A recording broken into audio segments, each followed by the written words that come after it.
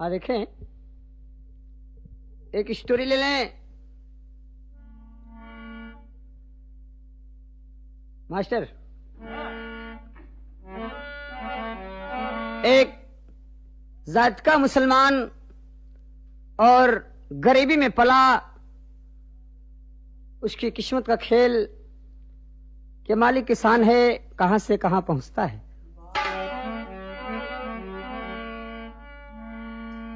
हाँ तो जाति का मुसलमान, गरीबी घर में रहल श्रीमान। अरे भगवान दिखाया अजब तरिश्मा खेल।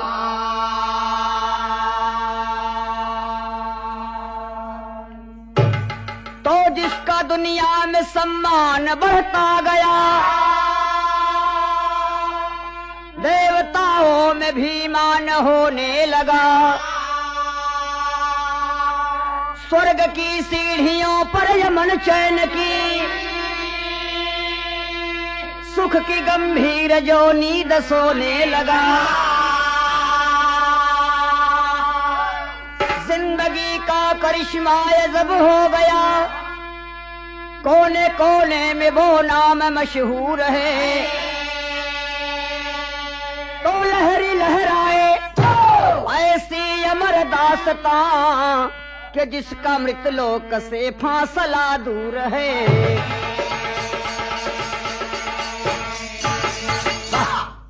देखिए, तो वो मुसलमान के लड़के की जब शादी हुई तो जहां पर शादी हुई उसकी बीबी और उसकी बीबी की मां, दो ही प्राणी। और एक दिन विचार किया कि चल के ससुराल घूम आए। तेरी का भाव लगा मास्टर।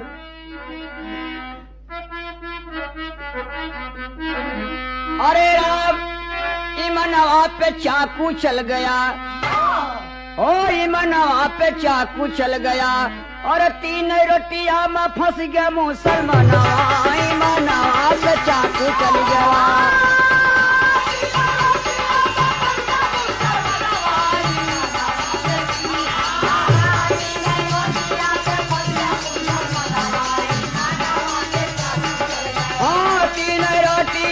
फंस गया मुसलमानवा, इमानवा पे चाकू चल गया।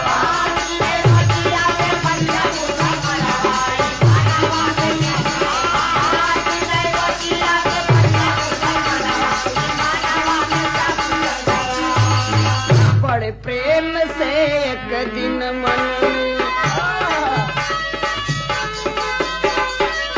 करने लड़का लगल विचार। बीत गया है दिना बहुत अब, आज के दिन चलब ससुराल। सकल सफाई बदन की कर ली, लेदर पनिया फेरई बार। हाथ में डंडा ली है लवंडा, ससुरारी का भैल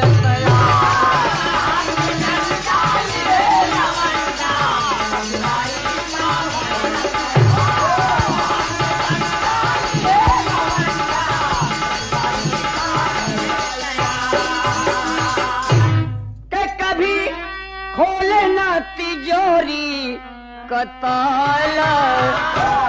तर्ज ही मास्टर, कभी खोले न तिजोरी को ताला। ओ मोरा ससुरा बड़ा पैसे वाला, टुन टुन टुन टुन टुन टुना।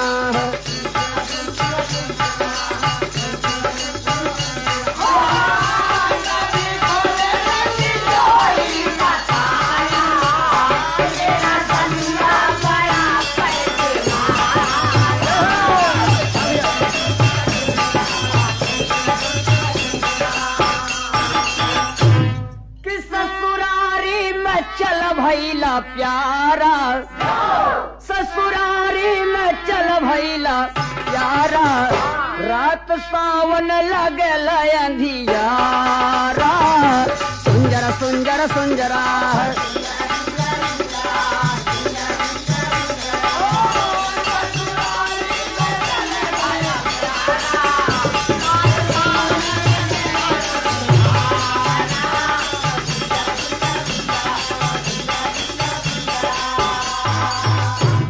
अंधियारी थी लगल कटारी थी गया ससुरारी जब पहुंचा नियारी है बरसता पानी है खरे दिल जानी है सावन का महीना रिमझिम पानी बरस रहा है और जब ससुरारी में पहुंच गए जवान तो नजदीक एकदम घर के बगल में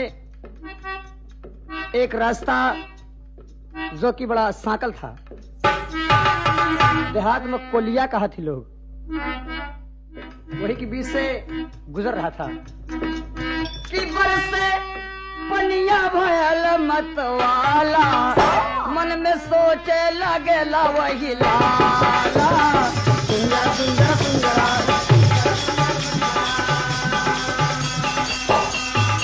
पहुंच गया ससुराल में तो दीवार के आड़े से पानी बरस रहा है छिपक के सुनता है सोचता है कि पानी निकल जाने पर मैं अब तो पहुंच गया हूं तब घर चलूं और महतारी बिटिया भीतरे में विचार करती बिटिया रोटी पोत रहा कहीं अम्मा कहीं कहा कहीं कि 3 रोटी बना ली कहीं बना ले बिटिया कहीं देखा सवेरे खाना अपने खा रहे देर में अब भूख नहीं लगे 3 रोटी बना ली 1 रोटी हम 1 रोटी तू 1 रोटी रख दी सवेरे के कहीं बड़ी अच्छी बात बा आओ मुसलमान का लौंडा सुनत रहे कि हमारे सास कहा थी कि ठीक बा अदुल्हनिया कहा तो 3 रोटी बना ली तो तर्ज बा कि पनिया भरा लगैलो अरे बाबा के सगरवा कि सगरा में झूलनी हेराई गईली ना नदी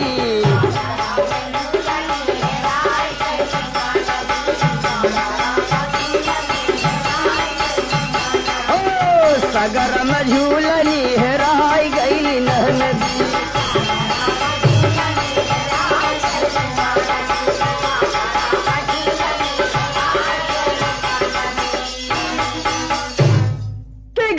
ससुरारी खोलेला केवरिया कि देखी के नजरिया शरमाई गईली सजना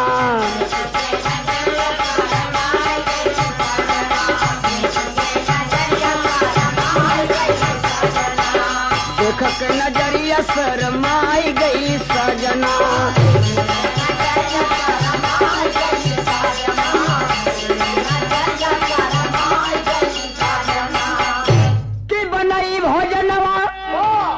रखली नगिनवा और तबल सजानवा दिखाई गईले बालमा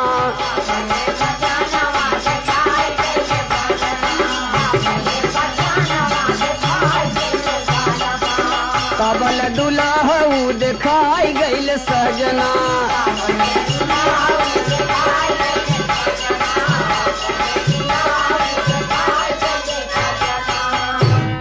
कि उठ करके अम्मा जब ढाई अब अगली टाढ़ी रही नी लुगाई अरे इमना पे चाकू चली गवा और घर का समाचार बतियावा कुली ललनवा इमनवा पे चाकू चली गवा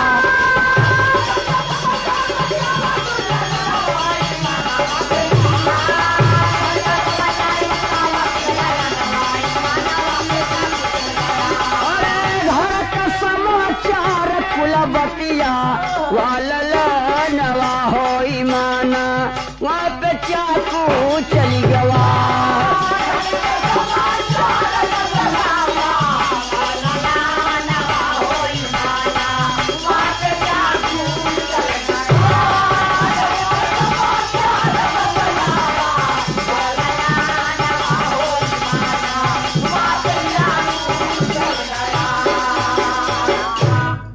कहे बेटवा घर के समाचार कहे अम्मा सब ठीक बा कहीं रात के जो कहीं पानी बरसे लगा, रास्ते में रुकावट हुई, कहीं तब निकाले बिट्टी भोजन दिन, तो कहीं की भोजन का अम्मा 3 रोटी तो बनवाइन है। तो सास सोचे कि हमारे दामाद इतना दिन प्यावत है, सुना कि बहुत बाहर गए हैं, कुछ दूर निकल गए हैं, ये कैसे मालूम अपने आप कह ले कि 3 रोटी बनी में, कहने मेहमान कैसे जान लिया, कहने हमें सब मालूम बा, कहनी कैसे कहने हम कलमा पढ़ के आवत ही, हम कलमा पढ़ के आवत ही, जौन हमारे सामने आंखी के ओटे से होत रहा है हम सब बताई दी। कहीं सही बात आटे दुल्हनियों चक होगी। अरे पढ़ाई गई ले कलमा, अरे पढ़ा तू कहाँ कलमा, बोली दुल्हनिया पढ़ा तू कहाँ कलमा।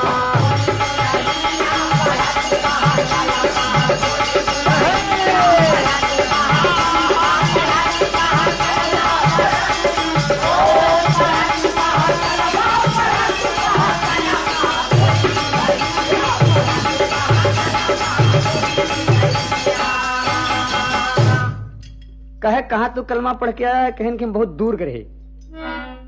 अम्मा पूछे लगे कहें बेटवा कैसे कलमा पढ़ा, हम कहें हम कलमा पढ़ के और सबके दिल का हाल बता दी। कहें बड़ी अच्छी बात बा, कहें अच्छा खा ले, कहें 3 रोटी भाई अम्मा रह दे, फिर एक एक ठू हुई।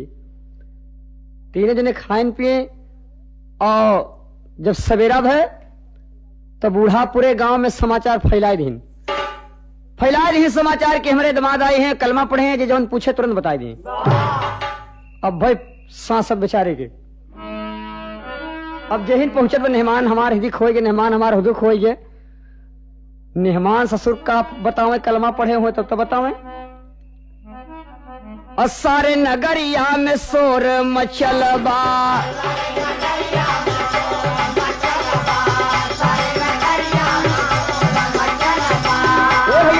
मियां रमजान जी का जियरा फसलबा।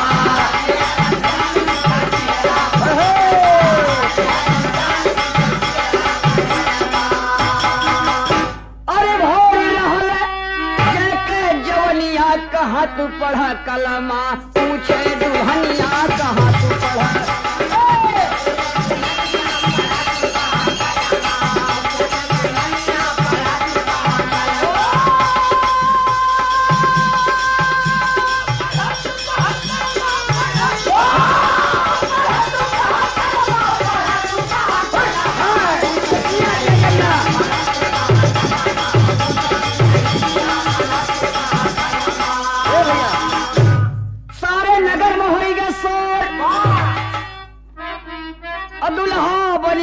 चकोर की मनवा पे चाकू चली गवा, एकटी धोबी रोवे पकड़ी के चरनवाई, मनवा पे चाकू चली गवा।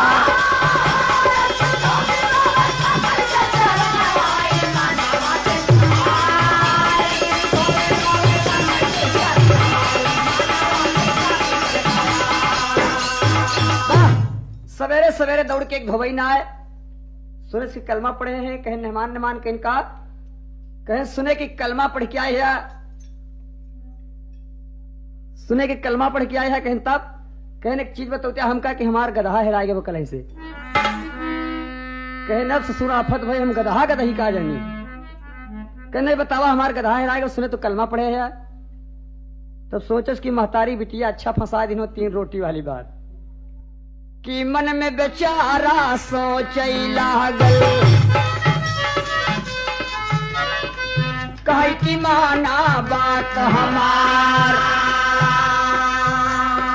धोबइन पाँव पकड़ी के बोलई, अरे मोरी विपदा बड़ी अपार, कलरती का गई गदहवा, अजुए भैल भोर भिनसार, कलमा पढ़ी के हम बतावा, रोई धोबिनी आया सुगार।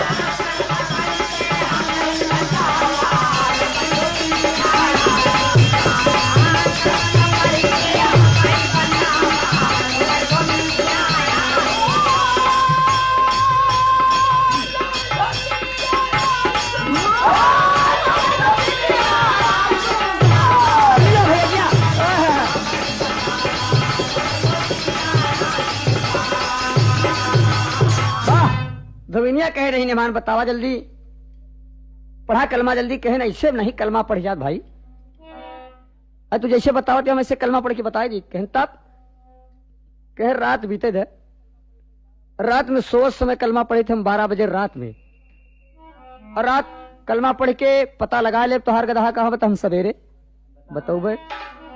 कहन बड़ी अच्छी बात बा कि पूरा कैले कौल करार, चिंता मन में रहल अपार, अरे मनवा पे चाकू चली गवा। रतिया बीतत जब की बनी गई न भोजनवा, मनवा पे चाकू चली गवा।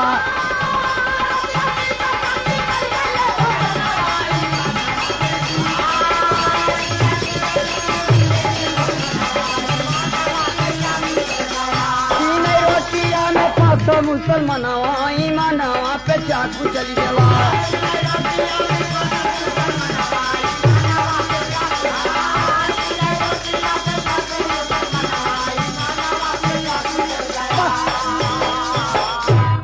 जब रात में भोजन बना, खाना पीना खाएं, तो रमजान मियाँ सोचे कि अब क्या करी।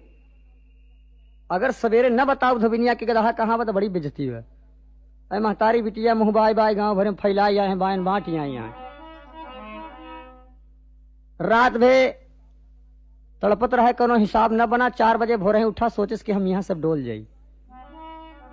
ससुराली से सोचे रमजान के भाग के हम चली घर अपने, नहीं सवेरे बड़ी बेइज्जती बा।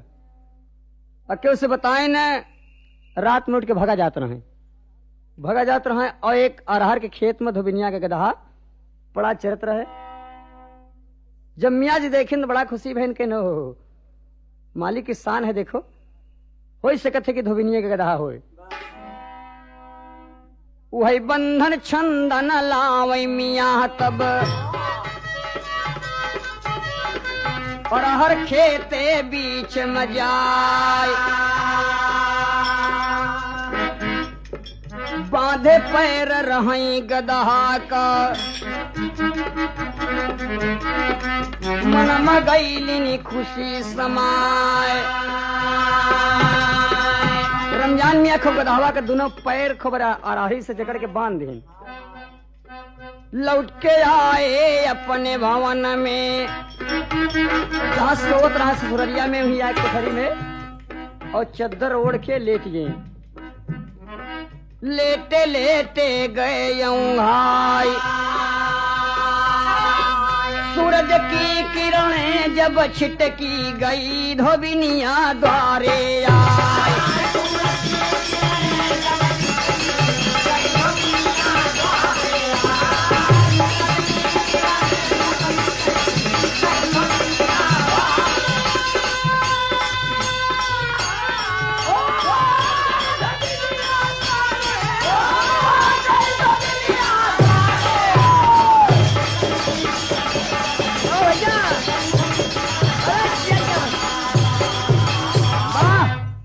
सूरज की किरणें छिटकते सवेरा होते धोबिनिया के द्वारे हाजिर हुए।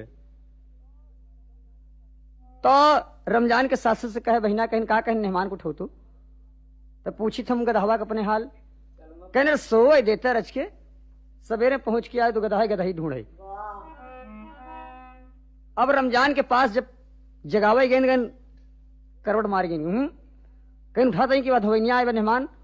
अब गांव सब मेहमान कहा लगे, कदर बढ़ती है अब रमजान मियाँ के।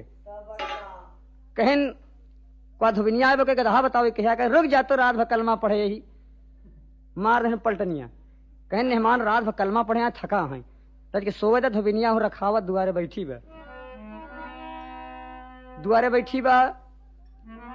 द्वार पर धोबइन करे विचार, तब रमजान चदरिया टार। अरे रामी मनवा पे चाकू चली गवा, हो मनवा पे चाकू चली गवा।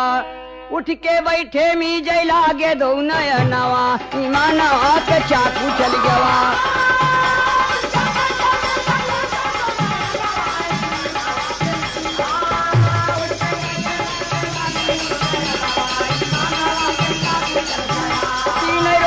में फसल मुसलमानवा, मनवा पे चाकू चली गवा।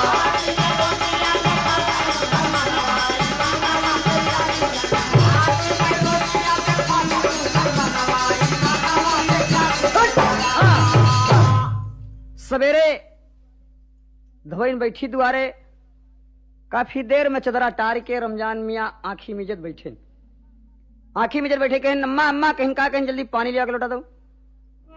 पानी उन्हीं सब खटिए के पास पहुंचत बा रमजान के, पहुंच के पानी उन्हीं मुंह धोइन, कहें धोबिनिया बोका कुछ बता जा रहे, कहें कुछ कुल्ला दतुइन होएगा, पहले धोबिनिया के बता दी हम। दुआरे निकलने लगे लोटा में पानी, धोबिनिया कहे कि नेहमान कहीं का कहीं बतावा, कहीं रुक जा तू, बैठ तू, रात में थकाई जाए तोहरे कारण समझ सोए न 4 बजे भोरहिया नींद आई, जब तक पूरा कलमा पढ़ नहीं लीन तब तक सारे को पता ही लाग तो हर गधा कहाँ बा। कहें आखिर पता लग गया, कहें हाँ पता लग गवा, और यहरे गांव के निकारे पर जोन अरहरी के खेत बा, वही खेते में तोहार गधा चरत बा, ओके अगला दोनों पैर बांधा बा अरहर के पेड़ से। दौड़ाई कहें सुने सब, जब देखें तो गधावा वैसे बंधा रहा। अब मेहमान के पूरे गांव में झंडा ऊंचे फहराई लाग, कहें फलनिया के मेहमान आई हैं, कलमा पढ़े, जो जौने पूछत वह बता देते, धोबिनिया गधा कल के हैरान आज बताएं, और जैसे बताएं वैसे मिला।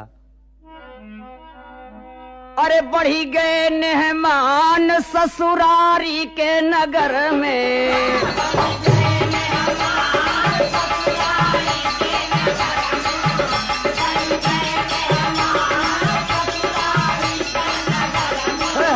बढ़ी गए मेहमान ससुरारी के नगर में,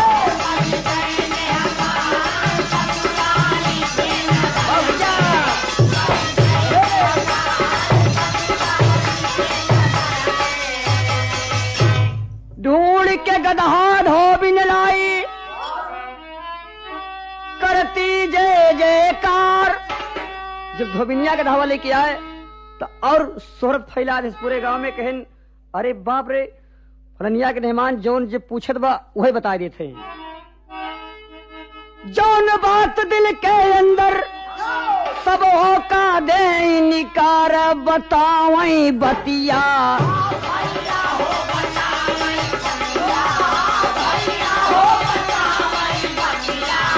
कलमा पढ़ते आधी रतिया,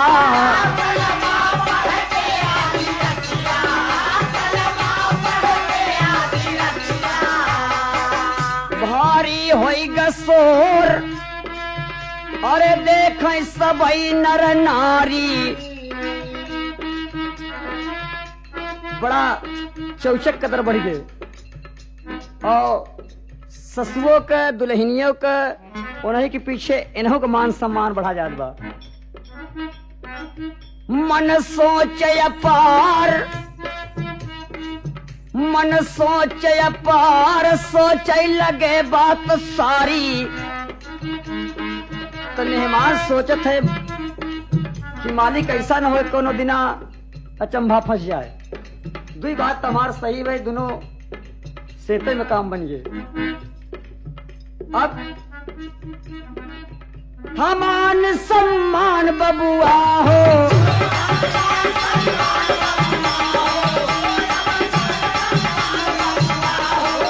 हमान सम्मान ससुरारी के नगर में,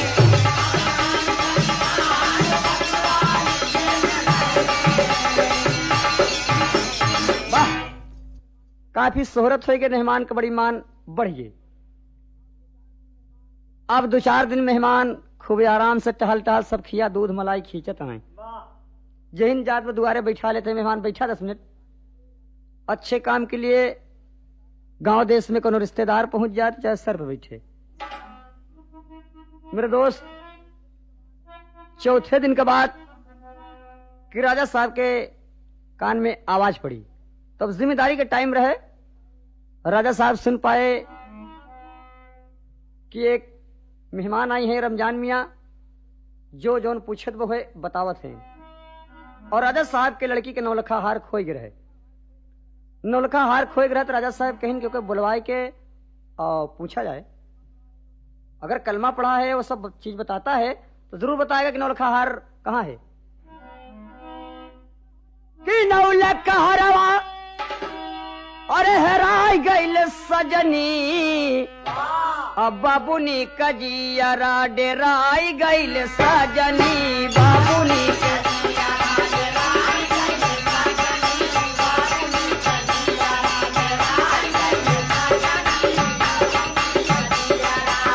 मौला कहारवा हेराई गईल सजनी बाबूनी कजियरा डेराई गईल सजनी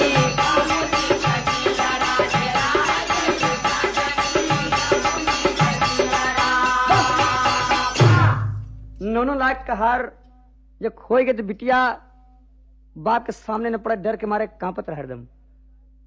और राजा साहब जब ये शोर सुने तो रमजान का बुलवावे लगे। जब बिटिया सुने तो बड़ा मगन भाई शायद बताएं दे, अपने चेरियन से सोर्स लगावत है कि चेरियन के दिल अरे लुभाई गईल सजनी कि बाबूनी के अरे बाबूनी कजियरा डेराई गईल सजनी बाबूनी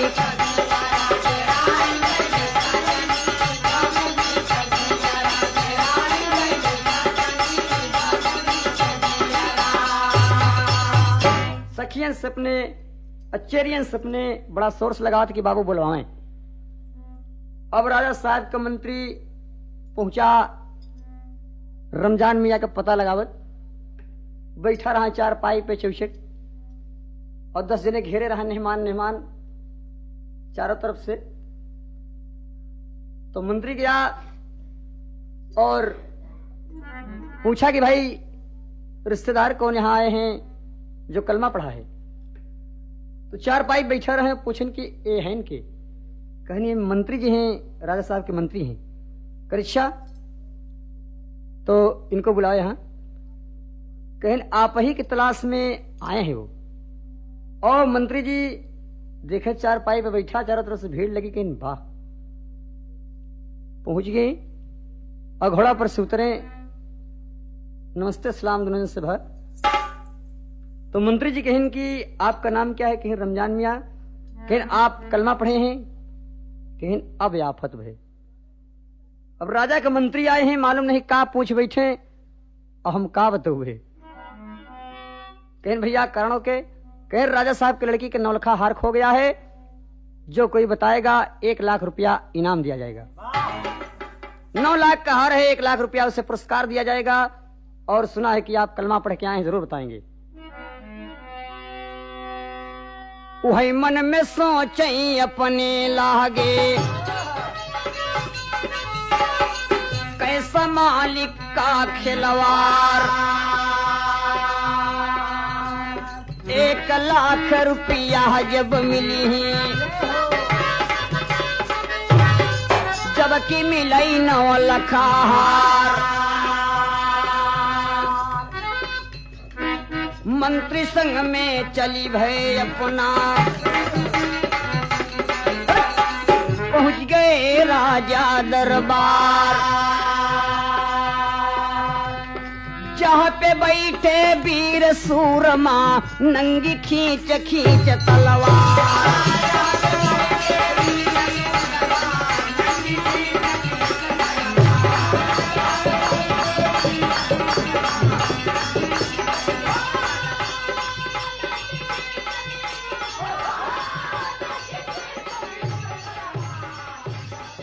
रमजान मियाँ राज दरबार में पहुंच गए। राजा साहब को सलाम किया और राजा साहब कुर्सी पर बिठवा दिया।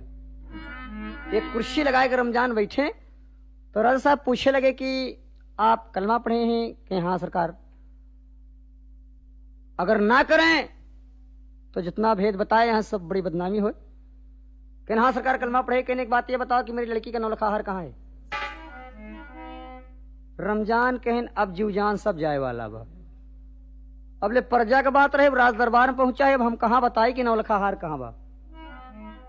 रमजान चकमकाने है और राजा साहब के बोलो बोलो, अरे तुम कलमा पढ़े हो? कहन हाँ सरकार। तो कहन बताओ फिर। कहन तो फिर ऐसे थोड़ो बताई जाते थे। कहन तब कहन रात भर कलमा पढ़ा तो सवेरे बताई थे। कहन बड़ी अच्छी बात है, आज रात भर कलमा पढ़ो, हमारे यहाँ रहो। कहे नहीं महाराज, हम गांव के निकारे कलमा पढ़ी थी।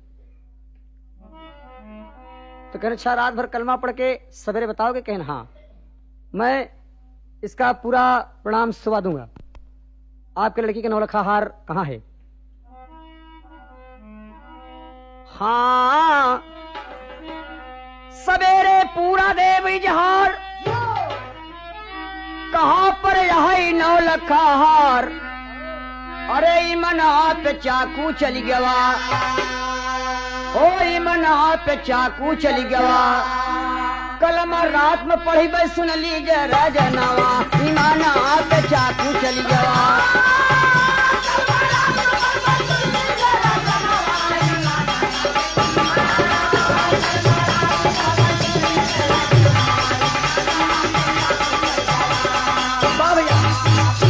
सरकार रात भर कलमा पढ़ा, बड़ी अच्छी बात बा।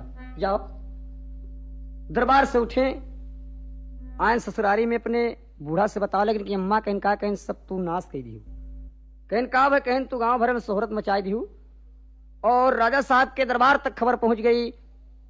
राजा साहब मुझे बुलवाया और पूछ रहे हैं अपनी लड़की के नौलखा हार कहाँ है। अब मैं कहाँ बताऊं?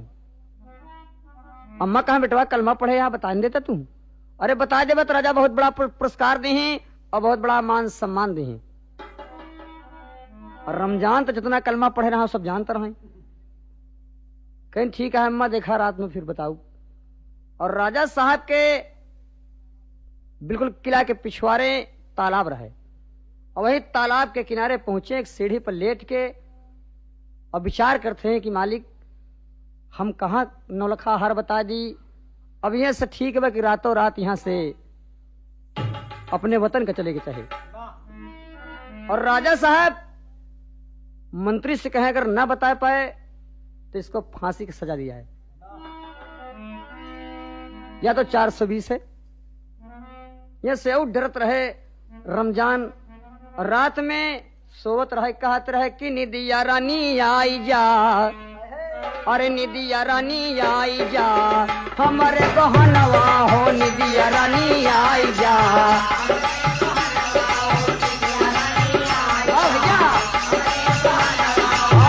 हमारे गहनवा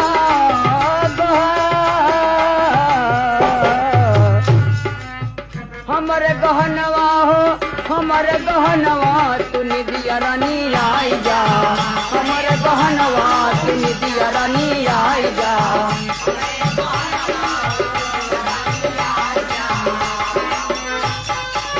राज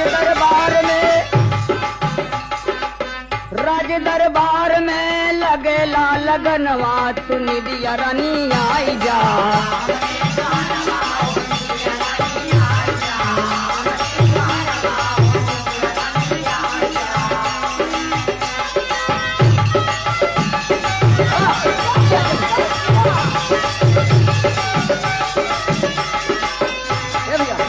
आओ मोरी निदिया और सुख निदिया,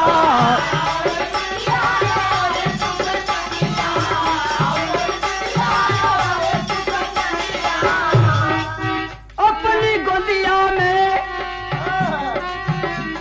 गोदिया में हमके सुताई जा, निदिया रानी आई जा, हमारे बहनवा हो निदिया रानी आई जा।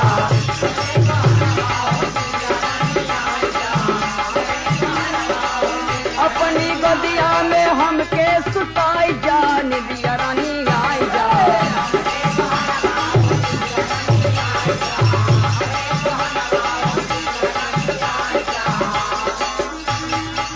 जाए जीव जान रमजान जी पुकारे,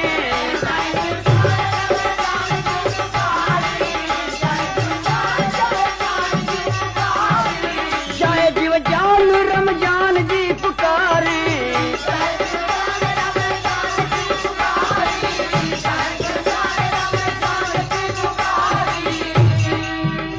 रमजान मियाँ लेटा है, नींदो नहीं आवत बस, सोचत है कि 2-4 घंटा सोई ले और सवेरे सवेरे उठ के अपने वतन का भाग जाओ।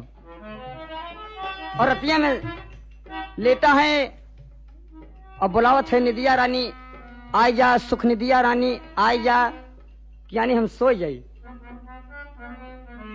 दुनिया से हमरा के लजिया बचाई जा, तू निदिया रानी आई जा, हमर बहनवा हो।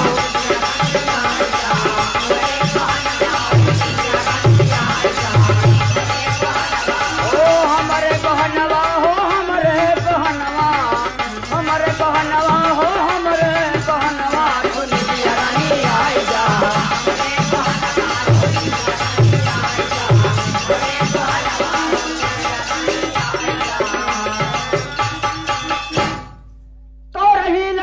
की दोनों सहेली निदिया सुख निदिया आयल बेली, अरे रामी मनवा पे चाकू चली गवा, शब्द रमजान जी का पड़ गया उनके कनवा, मनवा पे चाकू चली गवा।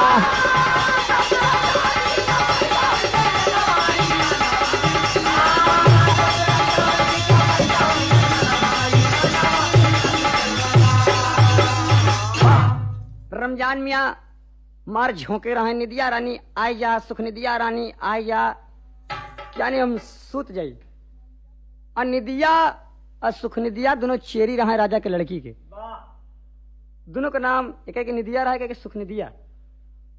तो दोनों जब सुनी कि रमजान मियाँ तालाब पे लेटा है, आज कलमा पढ़ी, और आज बताई कलमा पढ़ के कि रानी के लड़की का नौलखा हार कहाँ है।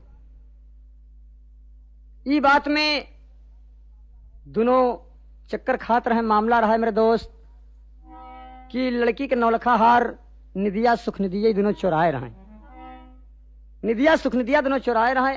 यह सोच रहा है कि रमजान मियाँ बता दी तो बड़ी बेइज्जती हुई, और झटके रहा है कि निदिया रानी आए जा। और निदिया सुने तो सुख निदिया से कहे कि सुख निदिया कहीं का कहीं देख मोर नाम पहले बुलावत बा कि निदिया रानी आ जा। तो सुख निदिया कहा है हम के कहत बातें कि सुख निदिया आवा, कहीं तब कहीं अरे बाप रे कलमा पढ़े बा, और कलमा पढ़ के सब मालूम कैले कि नौलखा हार निदिया सुख निदिया लाई गई यहाँ। यही से कहत बा और निदिया रानी सोचई लागी, सुख निदिया से कहाई पुकार, अरे कलम पढ़ी के बात जानिया, मुसलमान का राजकुमार, इज्जत जाए अब बंगला में, जहाँ पर राजन का दरबार, मुलाकात कैला बहिना अब पहुँचावा तू नवलखा।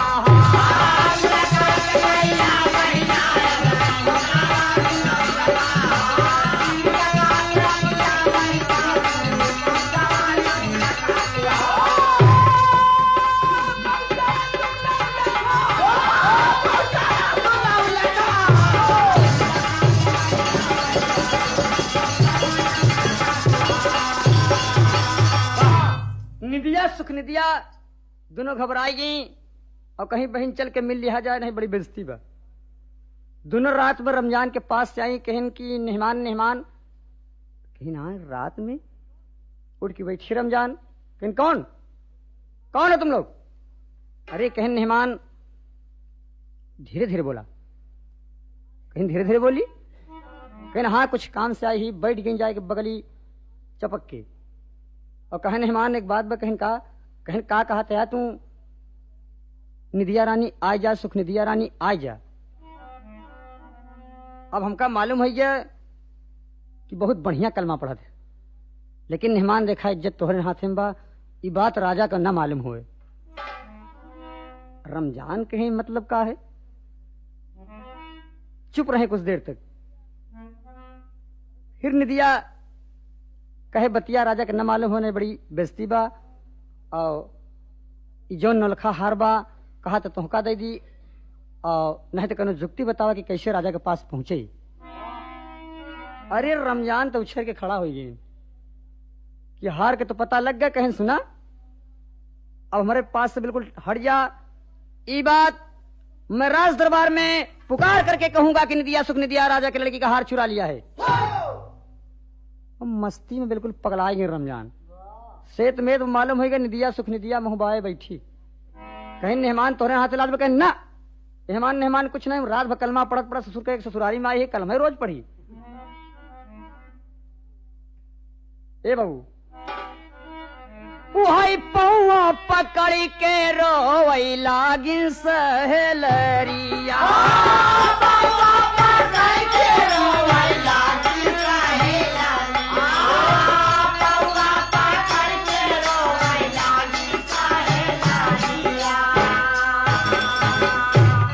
कहीं हथवा में तोहरे बाटई लजिया हमार,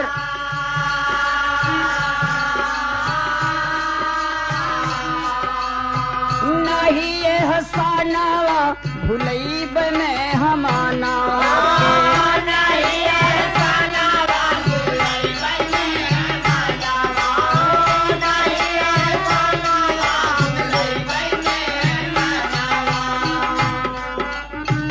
कैसे अब पहुँचे बाबू नवल कहार,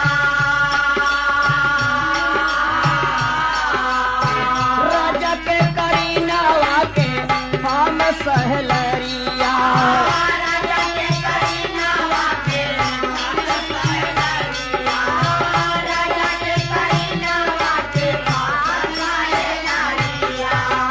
सब दिन मलकिन बन्यू दरबार,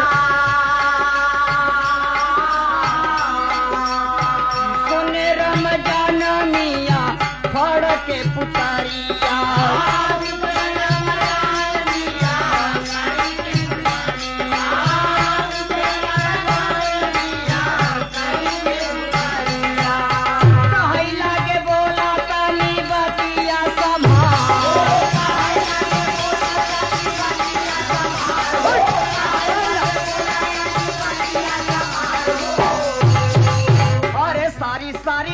मोरी करली हुआ पटिया,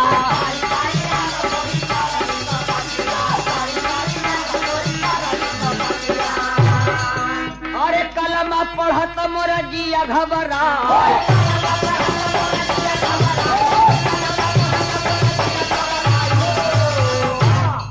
अरे आए हम घूमे बदे ससुरे कदसवा,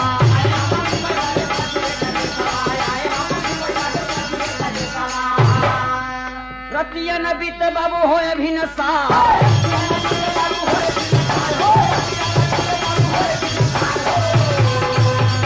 जाओ, तुम जानो तुम्हारा राजा जाने, उससे मतलब नहीं है। राजा के लड़की के तुम चेरी थी,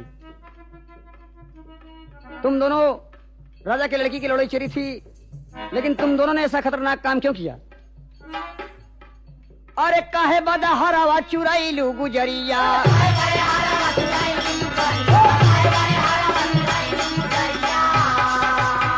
अरे काहे बदे हरावा चुरैलू गुजरिया, फांसी कया डरिया लगे हो दरबार,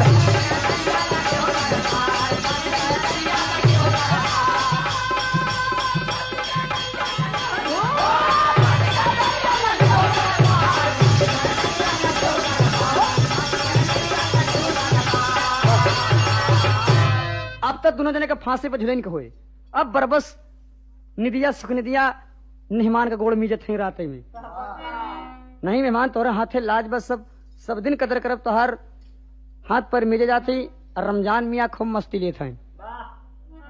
अब बरबस कहा थे कि राजा के दरबार में सवेरे हम तो कहीं देव, लेकिन पूरे राजधानी में मुनादी करवा देव, क्यों नहीं कि लोड़ी शेरी निदिया सुख निदिया दोनों हार चुराए रही।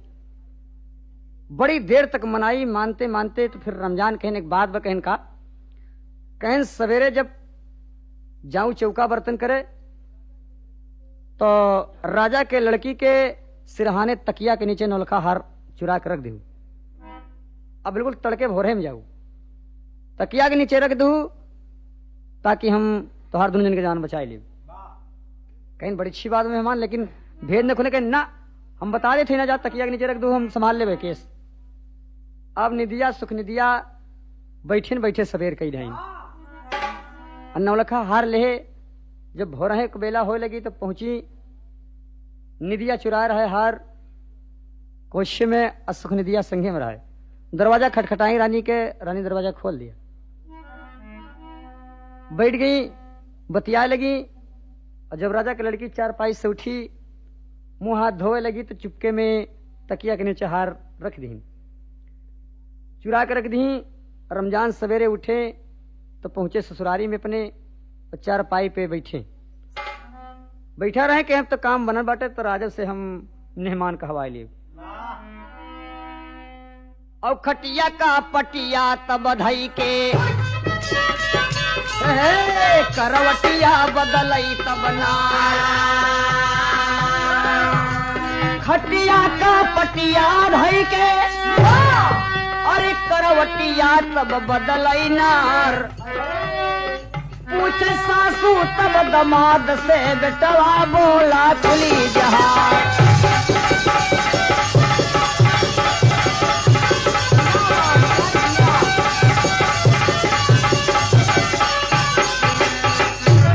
कि राजा साहेब थे बुलवाए, अरे आखिर बेटवा का दरबार। कलमा पढ़ के पता लगावा, कहाँ पे यहाँ नवल खार।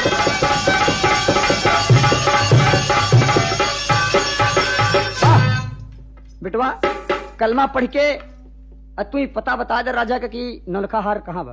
अरे कहन अम्मा तू पागल भई, दुल्हन वही खटिया का पाटी धरे करवटिया बदलत भी कि रोज कलमे पढ़े में रहा थी, हमरे लगे क्यों दिन न बैठे। कहन तू रोज कलमे पढ़े ससुरारी में आई है कि और कुछ हुए। कहन बस सब राजा का आज बताई दी कि नौलखा हार कहाँ बा, फुर्सत। अब अम्मा कहें कि मालूम बा, कहन चुप रहा राजा साहब का आवाज आज खुद ही। सवेरा हुआ, राजा साहब मंत्री को भेजा कि जाके रमजान मियां से पूछो कि नौलखा हार कहाँ है। मंत्री आए, देखे चारपाई में मेहमान बैठा रहे। अब मंत्री को मेहमान कहा कि पड़ा। कहन मेहमान कुछ पता लगाया, कहन बिल्कुल पता लगा बा, आजा राजा साहब को भेज दे। अब तू जिन दौड़ दौड़ जाओ बार बार। तो मंत्री सोचे कि ससुर इतना बड़ हो गया, राजा साहब इनके लगे यहाँ में। कहन राज दरबार में तुम नहीं चल सकते हो। कहन ना, मुझे फुर्सत नहीं है। अरे यार जे दिन से आए हुए कलमा पढ़ा, कहूँ कुछ पढ़ा, कहूँ गधा हैरान, कहूँ गदही, कहूँ घोड़ा, कहूँ घोड़ी, आराम न पाए। और तू कहता चला राजा साहब बुलाओ थे, जाइए आप राजा साहब को भेजिए। मंत्री उल्टे पांव लौट के गया और राजा साहब से बतावे लगा कि सरकार वो तो चारपाई में बैठा, दस्ती मेहरारू दस्ती मनसेदो घेरे, नेहमान नेहमान मस्त पान का बीड़ा कूचे। और कहा कि अपने राजा साहब को भेज दा, तो उन्हें सब बताई। राजा साहब की गर्ज उन्हें जाना पड़ा। कहन बताएगा, कहन हाँ बताए तो है, ये पता लगाए लिए बा। तब बैठा बस सिंहासन पे की। पहुंचे राजा साहब लेके घोड़ा, जब घोड़ा का टाप सुने तबो न उठा चारपाई से। बैठा बा राजा साहब आए गए, घोड़ा से उतर गए, तब सलाम करत बा।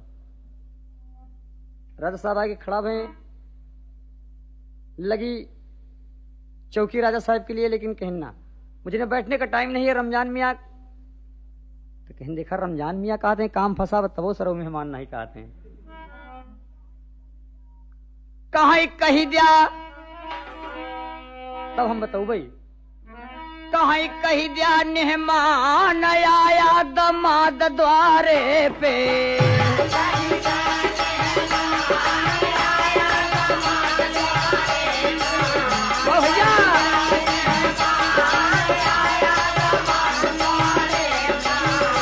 कही जा मेहमान बाबा हो,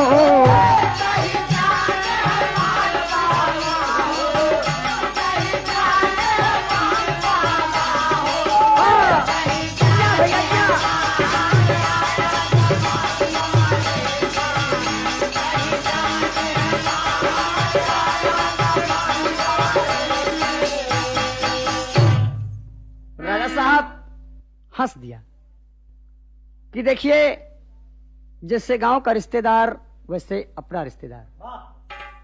बात तो हकीकत कह रहा है। और रमजान हंस के कहता है कि एक बार मेहमान कही दे, हम तुरंत बता देंगे नौलखा हार कहाँ बा। राजा साहब के अच्छा बोलो मेहमान, कहाँ है नौलखा हार। सुनी बात रमजान मियाँ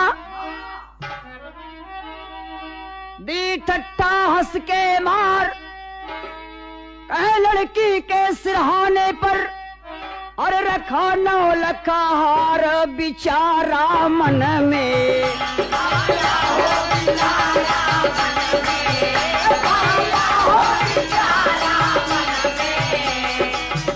अगिया वाला गलतन में,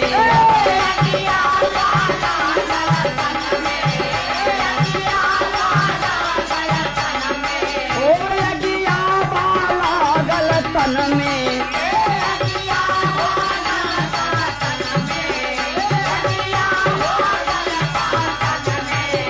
राजा मुस्कान, अरे ये जब कलमा पढ़ैया यह कुली बताई,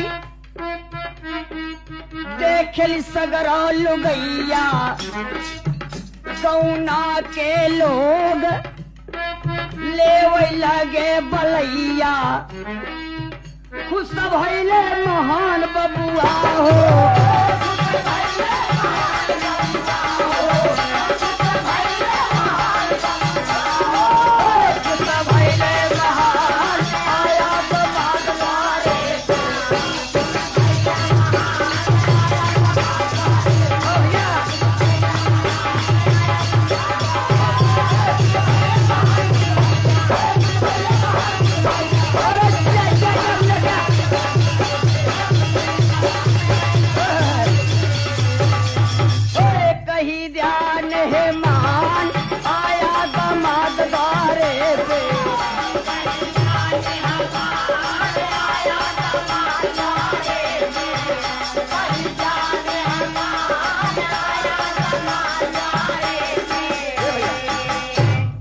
साहब बिल्कुल शांत चित्त से देख रहे हैं।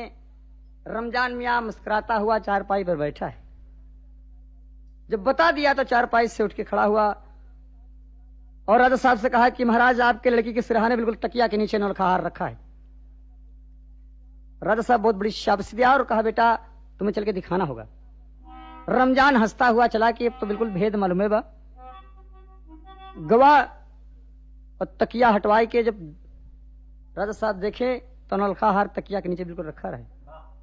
राजा दंग रह गए, रमजान को अपने सीने से लगा लिया और कहा कि बेटा तुम मेरी राजधानी में रहो, 1 लाख रुपया तुम्हें नगद इनाम और जितनी जायदाद तुम्हें जरूरत में हो उतनी जायदाद ले सकते हो तुम। जगह जमीन सब कुछ तेरे लिए है, अब तू मेरे यहां रह। रमजान को अपने घर राजा रख लिया। ना नौकरी के तल्लुक ना कोई शर्बिश, केवल मान सम्मान से उसकी कला पर कि कोई बात होगी तो मुझको सहारा देगा, कलमा पढ़ के बताएगा। रमजान कहें कि मालिक अब तक तो नैया पार लगा तो लग गए, लेकिन अब राजा के दरबार में मुश्किल है बा। जहां जौन बात फंसी कहीं कि कलमा पढ़ के बतावा। और एक दिन के बाद राजा साहब घोड़ा सजाएं और एक घोड़ा रमजान के लिए। दोनों दिन चढ़े घोड़ा पे, कहें कि रमजान के हाँ हुजूर, कहें कि आज तो शिकार खेलने का विचार है। सजगा घोड़ा 2 नौजन का, सजगा घोड़ा 2 नौजन का, जोड़ा जब तरह लहरा, दक्षिण ओरी शिकार खेलई, राजा के संग रहते जाए। रहिया में एक भयल चंभा, ले पतंगा हाथ दबाए। राजा बोले क्या मुट्ठी में, राजा बोले क्या मुट्ठी में, बेटा हमको देव बताए।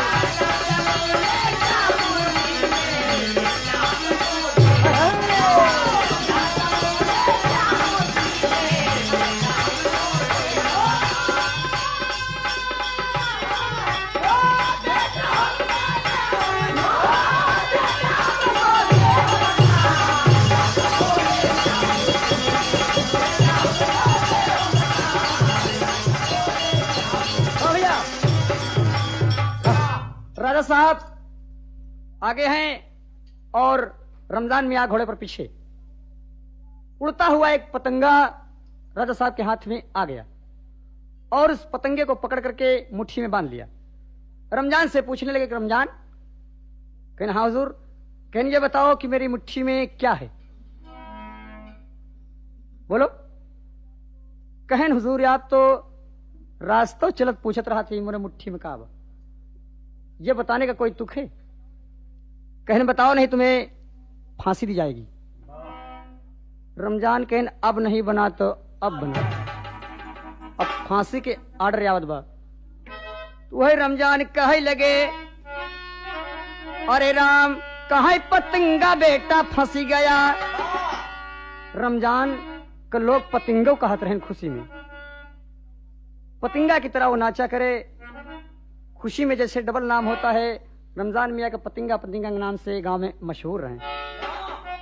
वही कहे लगे कि पतंगा बेटा फंसी गया, राजा के हाथ पतंगा बेटा फंसी गया।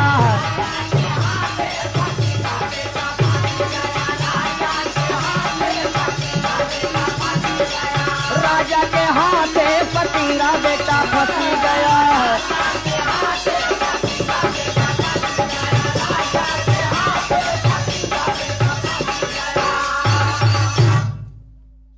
पतंगा बेटा फंस गया राजा के हाथ है।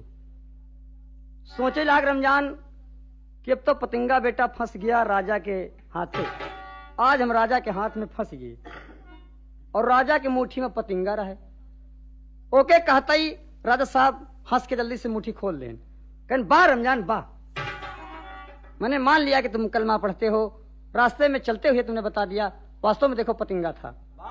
उड़ के पतंगा तब गयल असमानवा हो,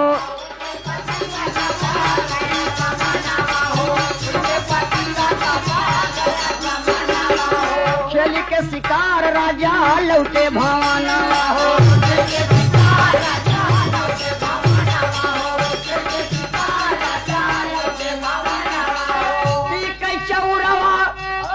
राजा साहब लौट के आए, रमजान को सिंहासन पर बिठा करके और दही चावल मंगा के राज तिलक करते हैं, क्योंकि उनके कोई संतान नहीं है, एक इकलौती लड़की है। उसी के साथ शादी करके और सिंहासन पर बिठाते हैं। और टीकई चौरावा लगे हैं उनके माथे, पतंगा बेटा फंसी गया।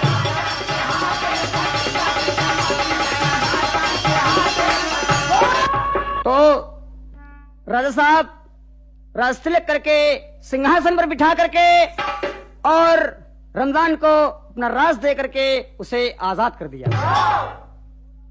गुरु भोला गुरु बाबा दीन कहे धन किस्मत की खेला।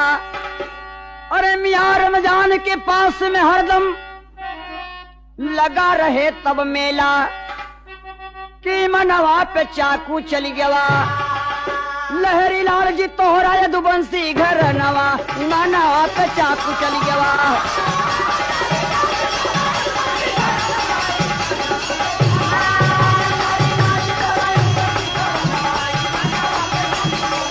लहरी लाल जी तोहरा यदुवंशी घर नवा, मनवा पे चाकू चली गया।